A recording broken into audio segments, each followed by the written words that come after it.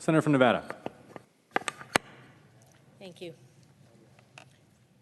Our democracy is extraordinary because it is built on the bedrock idea that through free and fair elections, the citizens who make up this great country, well, they have a voice, that each person's vote truly matters, that in America, the people have the power.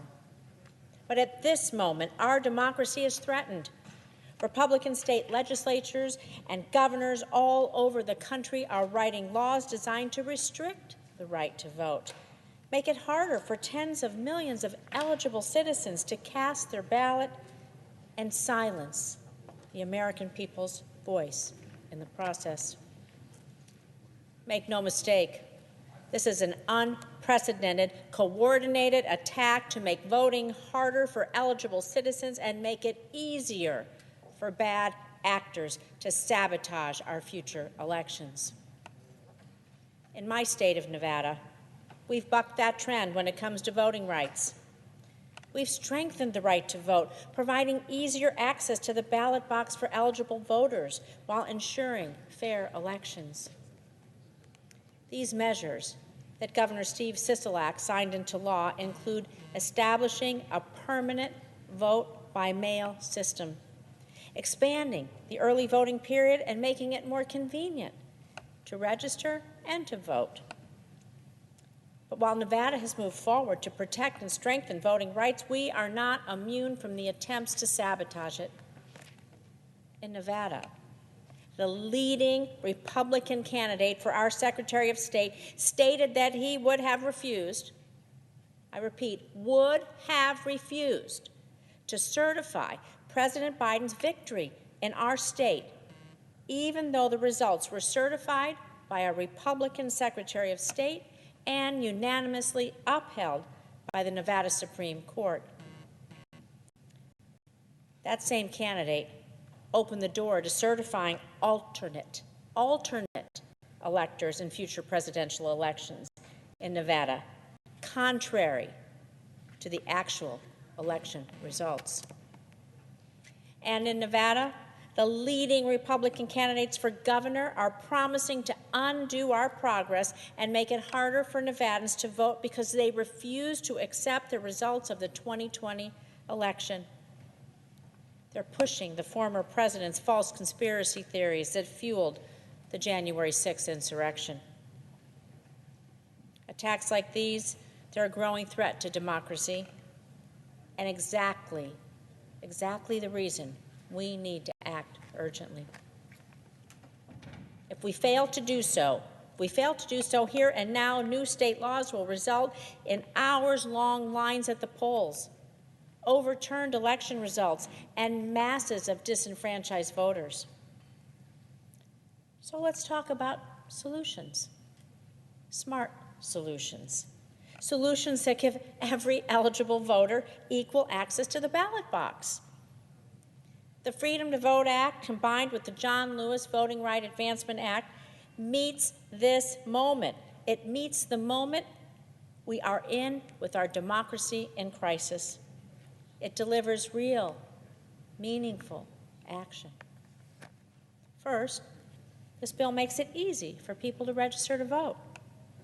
It does this by requiring states to allow eligible Americans to register online and on Election Day, as well as update our automatic voter registration system. This bill would also require states to accurately maintain their voter registration lists and protect voters against unwarranted purges from the voter rolls. This way, those who should be eligible to vote can do so without hassle or harassment. The Freedom to Vote Act gives Americans more choices on when and how they can legally vote through national standards for early in-person voting, expanded mail-in voting, and finally, making Election Day a national holiday.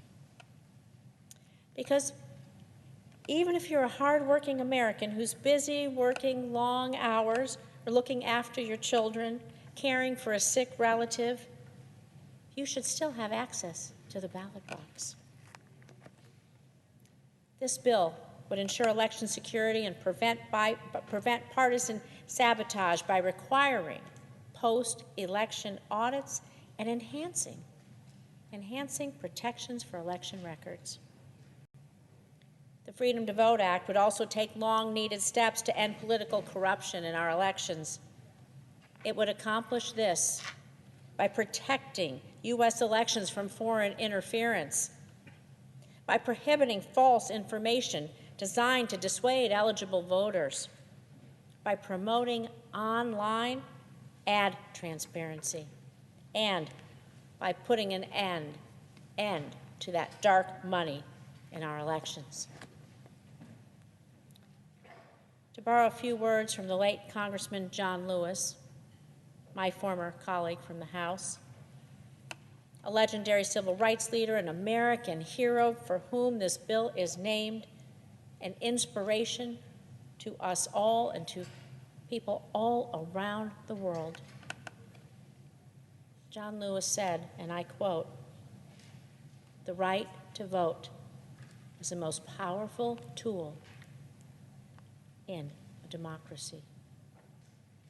I'm going to repeat those words from John Lewis. Listen closely. The right to vote is the most powerful tool in a democracy. Each person's vote is their voice. It's every citizen's opportunity to weigh into what matters most to them, for their family, for their community, for their country, for the world. It matters. It is fundamental to our democracy, to the very definition of what it means to be an American citizen. For each and every one of us to stand up, to stand tall, to get to the ballot box, be able to vote the way we choose, and have the assurance that our vote is counted. It matters. Each person matters. And so, if the Senate cannot move forward on this critically important legislation under the status quo, then it is time to reform the rules to restore the Senate to pass this legislation. Because only then can we protect our democracy's future and secure the freedom to vote for every eligible American, for this generation, and for the generations to come. Thank you. I yield back.